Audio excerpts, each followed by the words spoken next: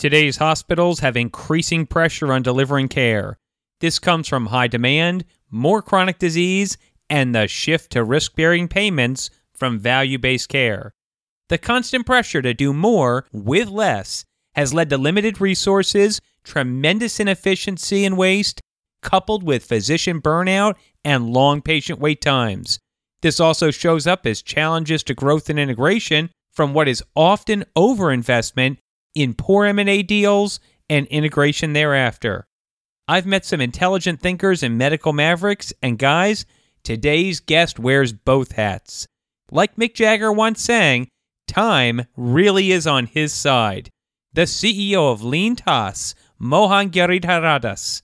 Right here, right now, on Red Hot Healthcare. Let's go.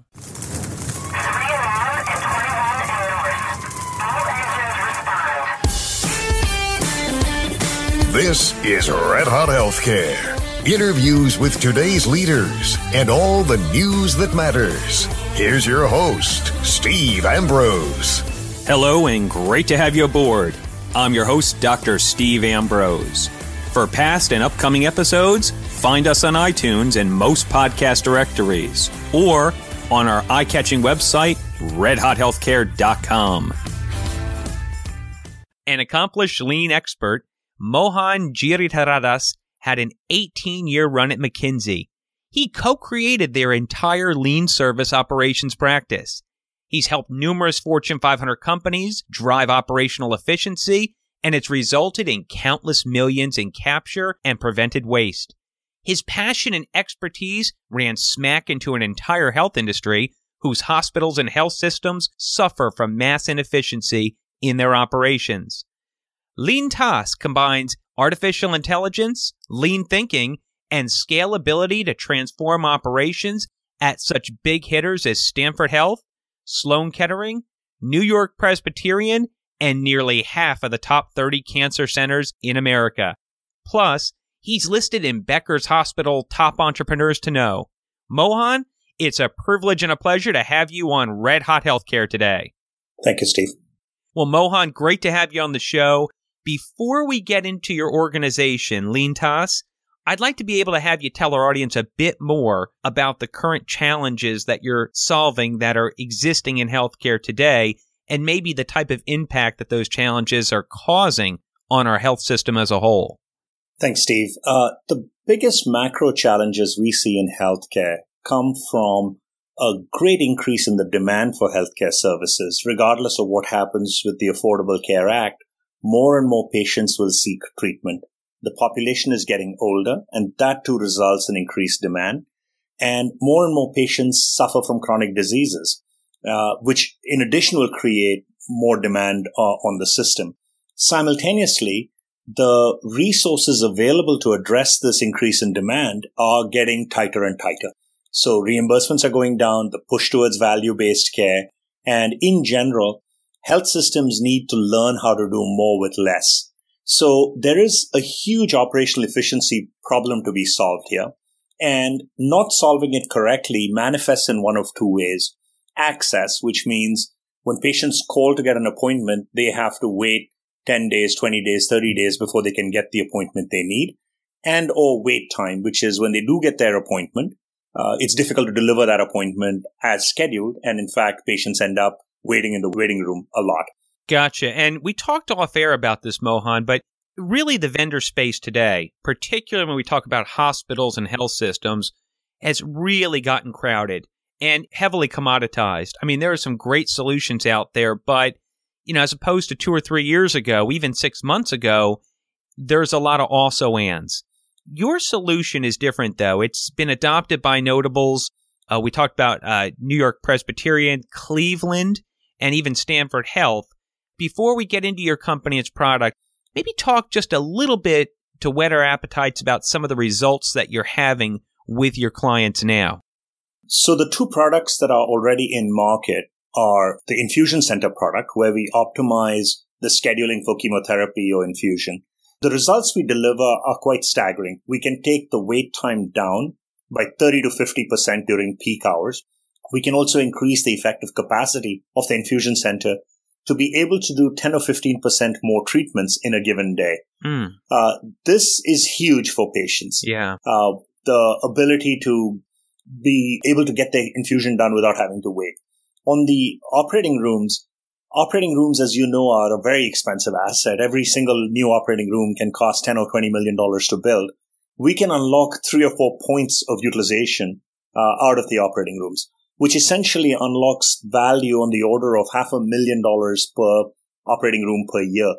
Large health systems have 50, 60, 100 ORs, and therefore we're talking about tens of millions of dollars in value unlock. Yeah. More importantly, on the personal side, infusion nurses tend to miss their lunch a lot because infusion schedules tend to peak in the middle of the day. In many cases, we've seen a missed meal ratio of 80 or 90%.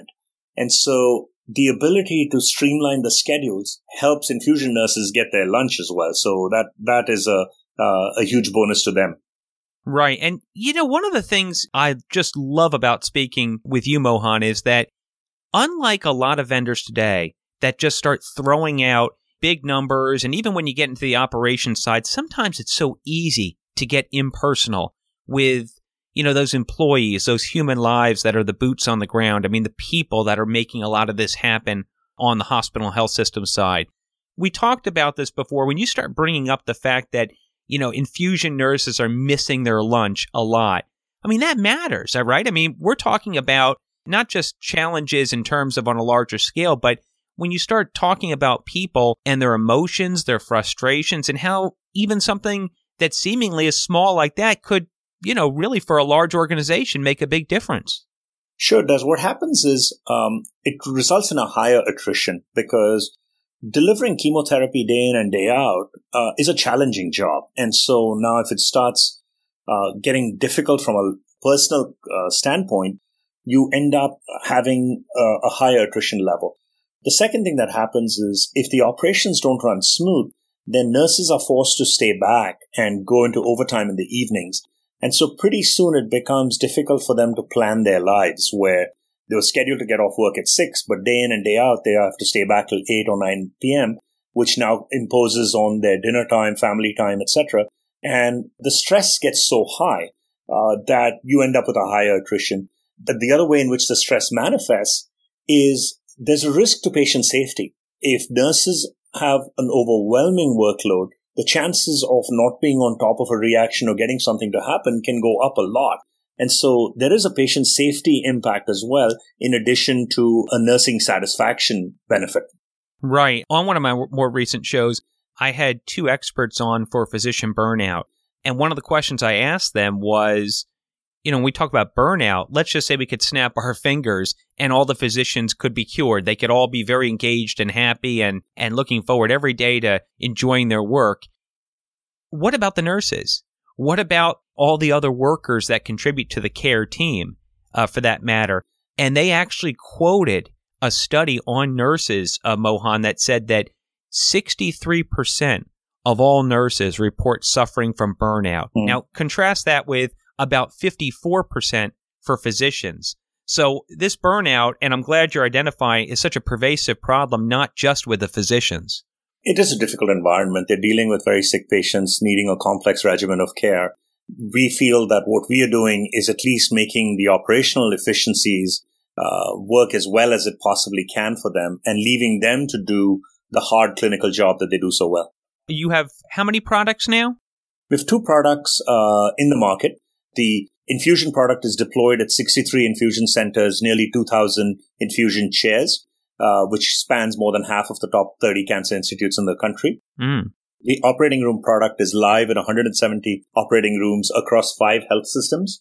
We will be in 350 operating rooms by the end of this year and 1,000 operating rooms by the end of next year. God, I love to hear that. I love to hear that so many executives now on the hospital health side are really taking a stronger look at their operations, especially with AI, as we've talked about. There's been so much glitz and glamour and sexiness about artificial intelligence and what it can do on the diagnostic side and on the care side and, point of service. But all that aside, you've really found, I think, a very strong niche on the operations side. And I'd like to know a little bit more about your secret sauce. What is it in this hyper-competitive market, other than you finding that niche area, which I expect you have competition there anyway, but what is it about your product and maybe what goes into your product that's the secret sauce that's making it so attractive? Yeah, that's a challenging question, Steve. So as I step back and think about what we've built and why we've built it the way we have, there are 3 domains of expertise that we've managed to put together in a way that's unnatural for most people to put together. So let me take each one in turn.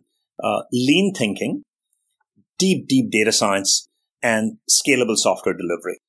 So the whole emphasis of LeanTaas was to deliver lean transformation on a software as a service platform, not through consultants, not through process improvement efforts on site. So in fact, in our 63 infusion centers, there are more than 50 of them. We've never set foot on the property. We're able to do this all without actually going in there and doing process improvement. That's amazing.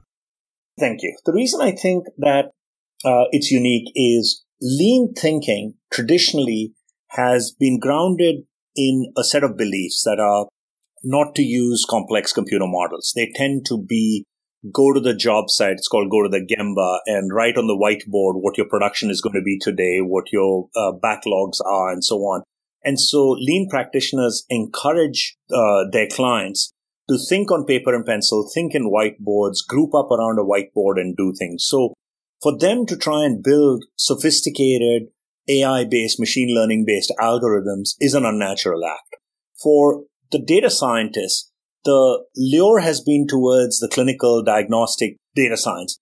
The ability to build data science models that embody lean thinking is quite unnatural for our data scientists. So we've got a whole bunch of PhDs in mathematics and physics that we've brought on board.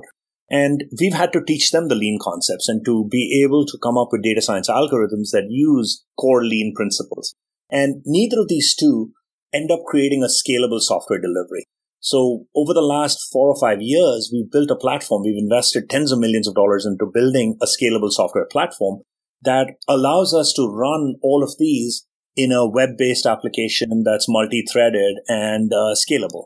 So that's why we've got what we believe is a very unique angle.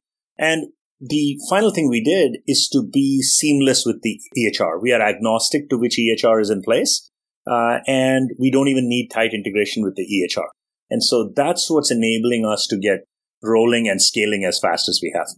See, here's the thing, and it's just a personal observation, but I know EHRs are getting smarter. I've had John Glaser on the show from Cerner and other EHR experts. There's no doubt that EHR companies are looking to get into this space and make efforts into this space. They recognize that this first generation of EHRs, way too many boxes, way too inefficient, and they're not tackling all the issues that you're looking at for sure, but they're looking at operational efficiency and they're looking at even their user experience. All that said, I know that they're missing some of these key components that you've tied together and the way that you've done it. Mm-hmm. And so I expect that you're going to see more of this from them, but not to the same level as you all have made this investment. I mean, clearly you've tied some somewhat disparate things together to create a whole new value product. I'm sure EHRs, they hold a lot of the valuable data needed to build these algorithms. So over time, I'm sure that they will continue to make their systems more and more smart. The thing, though, is EHRs have so many things on their plate. So for them to put this as the top of the priority list, at some point, it'll probably get there. The other thing that's unique is that every one of their deployments is unique. So it's not a single scalable solution because each EHR deployment is a custom on-premise deployment of something. And therefore, their ability to create a machine learning, AI-based optimization algorithm that's cloud-based and learns from everybody and simultaneously makes everything better is a much, much harder step than for us to do it. This is Dr. Steve Ambrose. As a healthcare influencer, I'm in contact with some of the brightest minds and most powerful leaders in the industry. But my best effort comes from outside the booth. Knowing how to engage patients is an art, science, and philosophy that I know very well. I'm a hired gun that brings expertise to healthcare organizations of all types. You've heard my words. Now read my thoughts on my free white paper called The 7 Mistakes Made in Patient Engagement. Just go to redhothealthcare.com/learn. That's redhothealthcare.com/learn. While you're on the site, dive into my consulting and speaking services and schedule an initial call.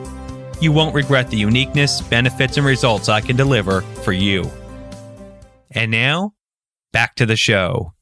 One of the things I noticed in doing my review on both the products that you have, a lot of the product appears to really just hone in on this component of time. And especially one of the things I noticed I found very interesting was that you take, let's say, a sample patient appointment, you divide it into 2 parts, the hands-on treatment as well as the non-value added time, all that time spent waiting. I think that all the non-value added time of an appointment makes up, I believe, 70 to 80% from your estimates. And I thought it was a very unique approach, and maybe you could explain a little bit more about how time plays such an important role in the products you've developed. So if you go back to first principles on what makes a service process excellent, regardless of what the service process is, whether it is delivering a bank loan or treating a patient, any service process can be completely characterized by 3 metrics: time, cost, and quality. Okay. So if you thought of quality as errors, then these 3 points form the 3 corners of a triangle.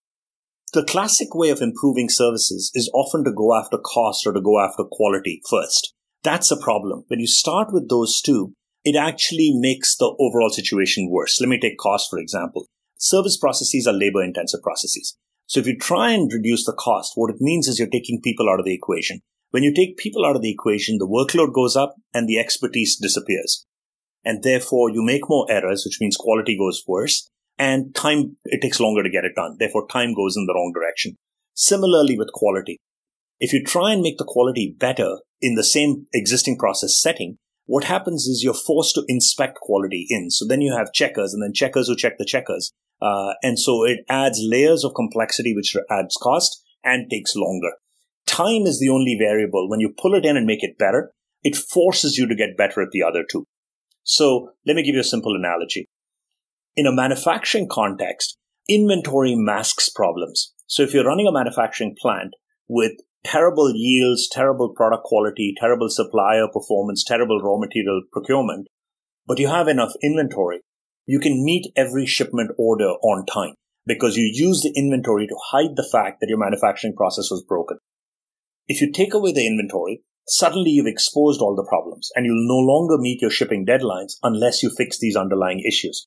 In a service process, time is the thing that masks the problem. So if I took 30 days to process a home loan, when in fact the work content was only 10 hours of work, to do a title check, to do a credit check, to do a payment check and a building inspection, all of that adds up to 8 or 10 hours of work. If I spread that over 30 days, I have lots of time to go back and forth with all the mistakes I'm making. If I suddenly said, there's only 10 hours of work, we're going to guarantee a 24-hour turnaround on home mortgages, guess what? You have no more time to make any mistakes. And so time becomes the equivalent of lowering the water level in the bay to see the rocks and then attack the rocks. So when we take the end-to-end patient experience for chemotherapy or operating rooms or any asset in a health system, we can look at the total elapsed time and find out what percent of it is value adding. And sometimes it's 10 or 15%, sometimes it's even less. And rather than attacking the actual work steps, we attack the waiting steps and make those go away. And that's how we increase the velocity and throughput.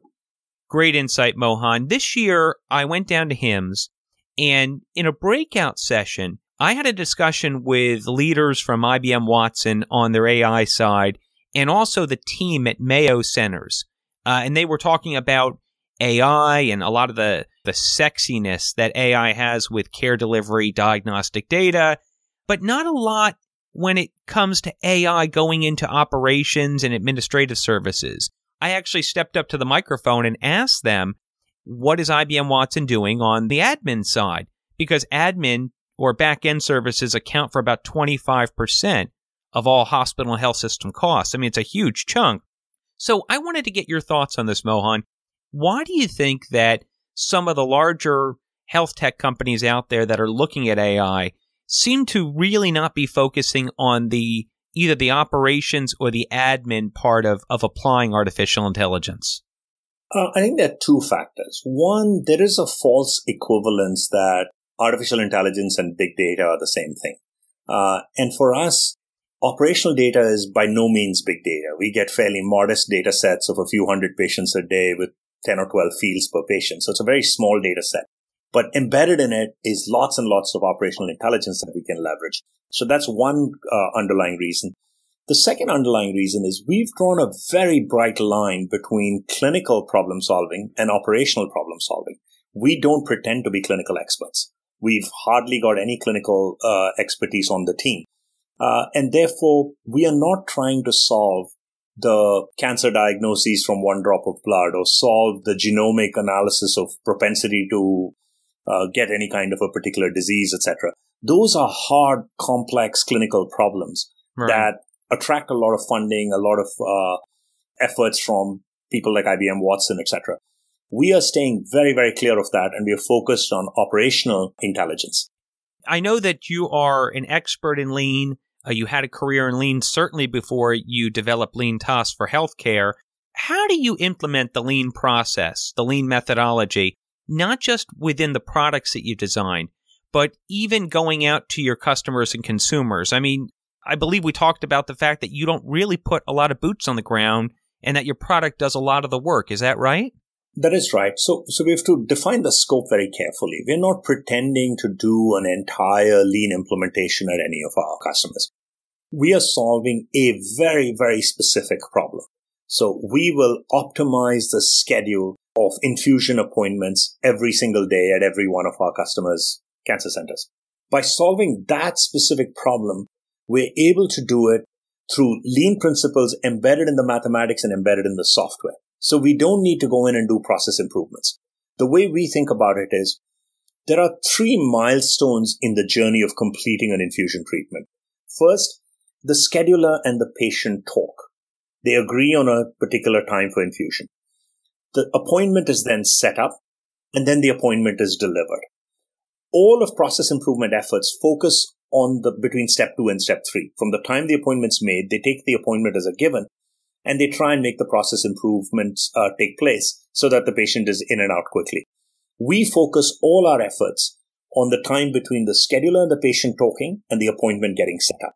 So we essentially mathematically help the scheduler put the appointment in the perfect slot. So if you thought of every patient as a card in a deck of cards, what our mathematics does is enables them to shuffle the deck and present the order of patients in a manner that is perfect for the delivery. Therefore, we are not required to go in and do boots on the ground process improvement problem solving, which we feel is a bit of closing the stable door after the horse has left. I've really done a lot of background on you, Mohan, and I would encourage our audience to do that as well. I've found a lot of your articles and your videos to be really intriguing. And I think one of the reasons why is because I enjoy communicating, I enjoy marketing and selling, but you use a lot of analogies in your explanation and in your value proposition.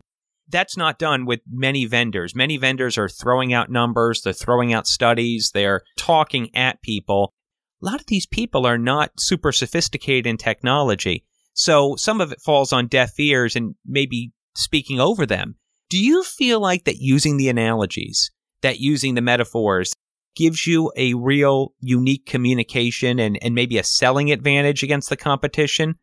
I think of it less as a selling advantage and more of it as articulating the nuances of what we do. Healthcare is remarkably complex. What physicians and surgeons and nurses and technicians do every day is simply mind-boggling. They are able to solve such hard problems that are so unique. But that said, they don't have the time to have understood the nuances of hijunker-based scheduling in lean, or what it means to get continuous flow going, or what it takes to build truly scalable software, or what a prediction algorithm needs to be. They don't need to understand those things. What I like using analogies for is to be able to explain complex nuances in a way that people grasp. So the way I think about it is the best technologies are invisible. All of us know how to drive a car. Very few of us know how a fuel injector works. Right. So, and we don't need to know. There's so many examples of iPads delivered to 3-year-old babies who have never seen technology before, and within minutes they figure out how to use it. So if you can package the technology in a way that speaks to the problems that it's trying to solve without dragging them through the mud of, you need to understand this technology because, by God, we spent a lot of time and money building it. Right. We find that the metaphors work well for us.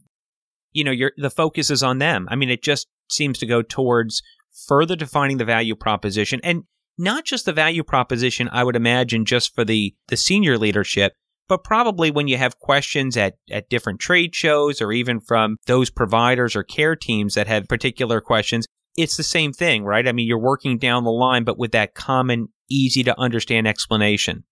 Right. So, for instance, let me give you a concrete example. When we try and explain the power of managing utilization so that wait times don't go crazy, right?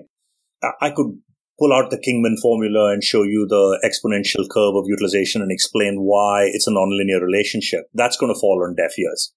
Instead, the way I articulate it is to say, think about rush hour traffic. During rush hour traffic, the system is at the edge of capacity, and so every metric becomes unstable. A drive of 20 minutes takes 90 minutes. A fender bender that should take 10 minutes to fix takes 2 hours to fix. And a fender bender that should delay 10 people delays 10,000 people. So every metric became 10x worse, 100x worse, 1000x worse. Chemotherapy is a series of fender benders waiting to happen. The nurse will run late, the pharmacy will run late, the clinics will back up, the labs will back up, a patient will show up late, a patient will react badly, a nurse will call in sick. If any of those things happen during the peak hours, it's like the big rig crash during rush hour traffic. It's going to be a mess. And so in 30 seconds, they understand immediately the impact of wait time on the flow of the infusion center.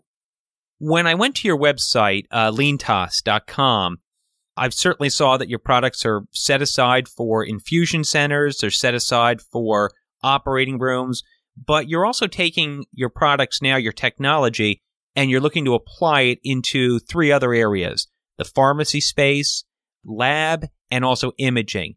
I'd like you to just, on a very high level, Mohan, get into that a little bit for our audience and maybe some of the challenges that are there, and then what you're looking to do on your value proposition towards solving them.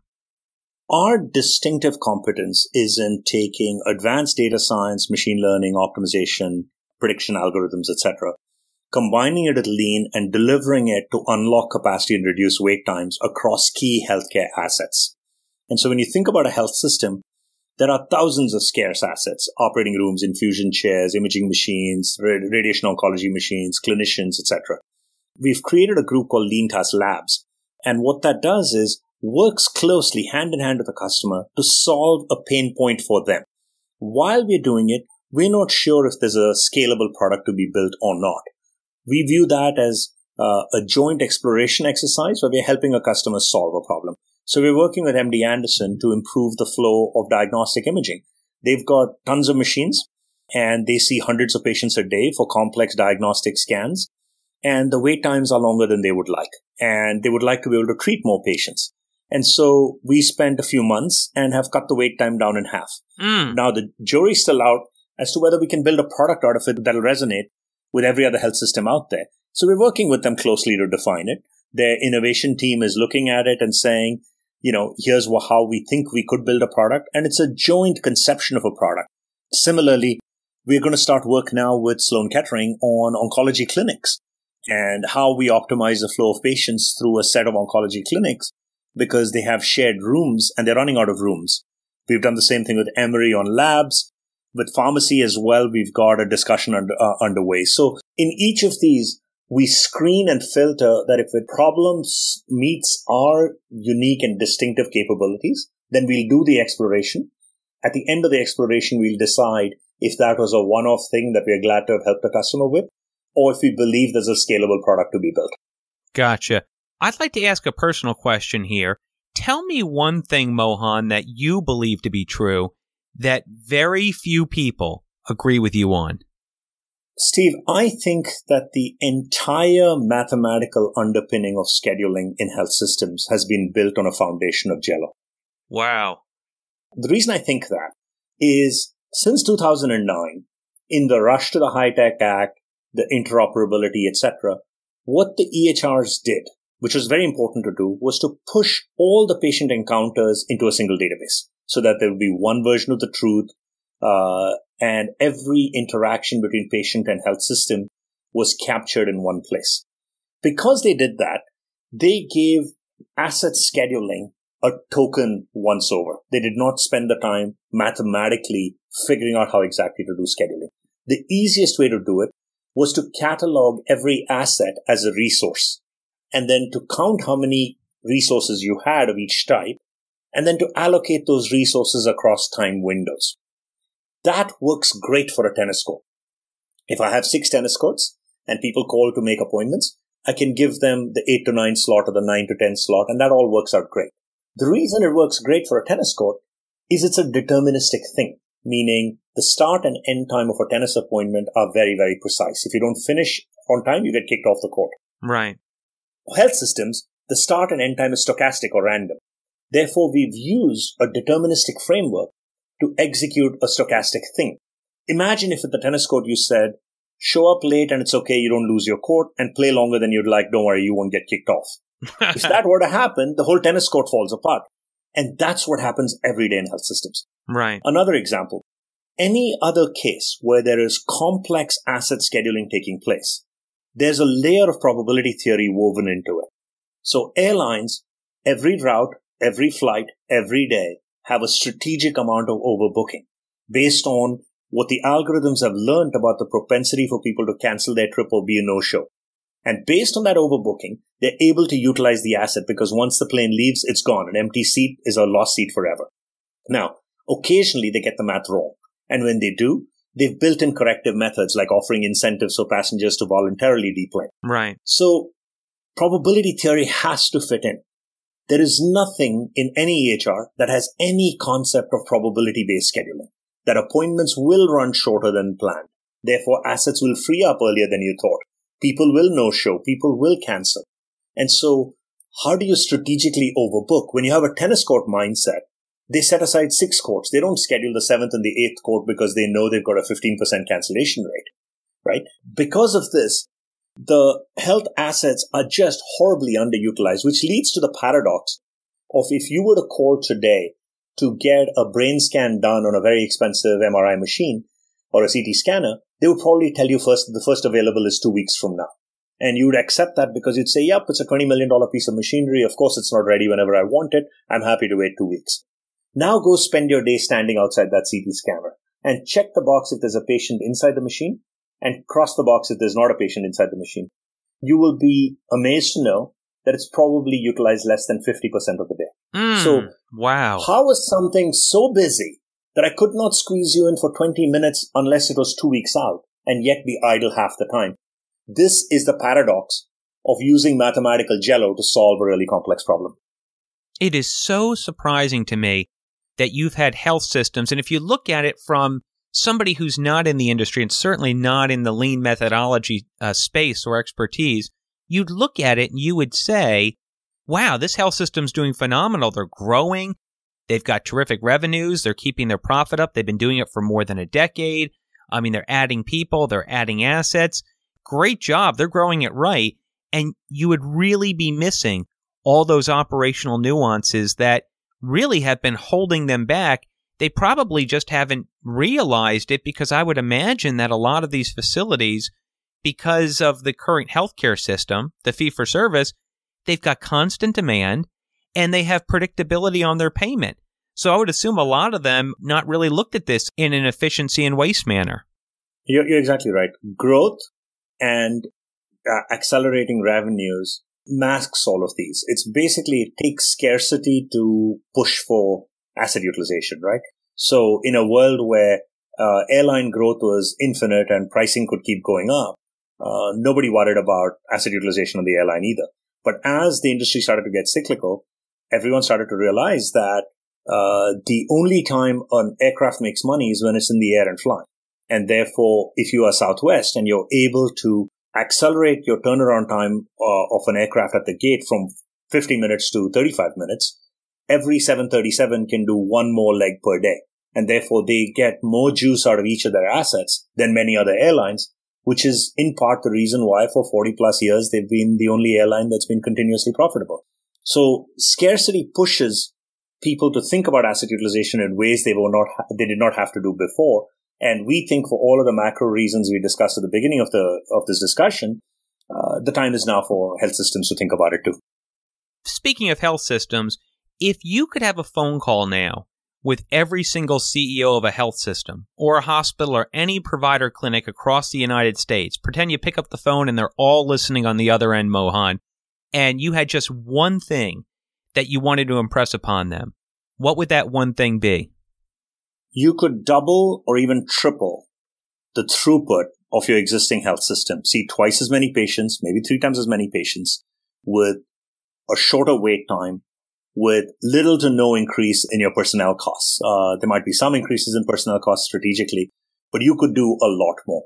The key is sophisticated optimization of every asset and a streamlined choreography across the various services you provide.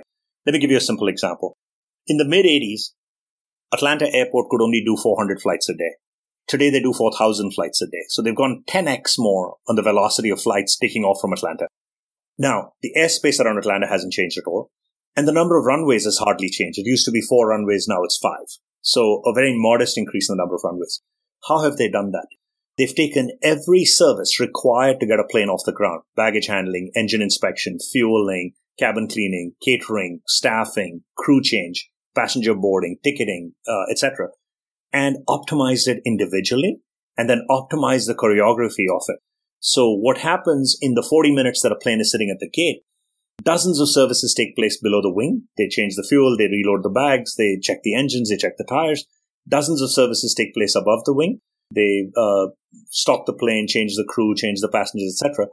Each service performs independent of the others. Each service is optimized, and they manage to pull this off like a beautifully orchestrated choreography that gets the plane off the ground thousands of times a day in hundreds of locations with a near perfect level of safety.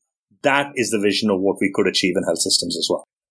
Mohan Giridharadas, I want to thank you for making the time today to come on to Red Hot Healthcare. This has been an ear-opener for not just myself, but the audience as well.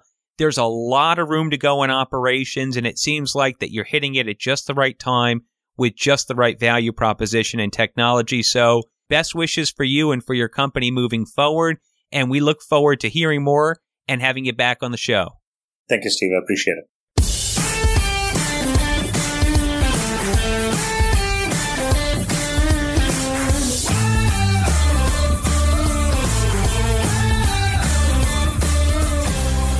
You've been listening to Red Hot Healthcare with Steve Ambrose. Subscribe to us on most major podcast directories. For media or business inquiries, reach out to media@redhothealthcare.com. Thanks for listening. This is Denny Colonna. We're out of here.